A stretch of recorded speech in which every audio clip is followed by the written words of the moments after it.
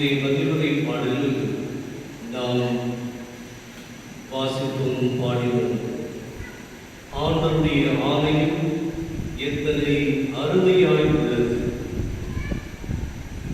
ஆண்டவருடைய ஆலயம் எத்தனை அருமையாய் உள்ளது! இங்கே பார்க்கின்ற பொழுது நிச்சயமாக மிகவும் அழகாக இருக்கிறது. எங்கு பார்த்தாலும் ஆலயத்தின்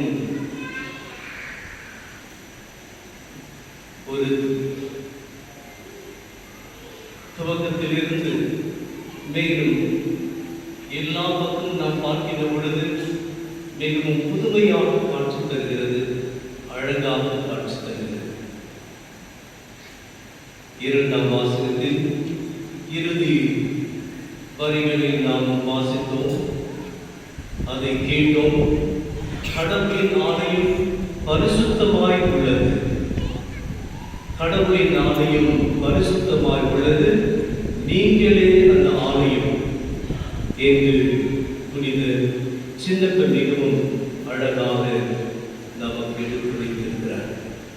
இயேசுவின் வாழ்ந்த சகோதர சகோதரிகளே, நாம் அனைவரும் ஆண்டவருடைய ஆலயமாக மாற வேண்டும்.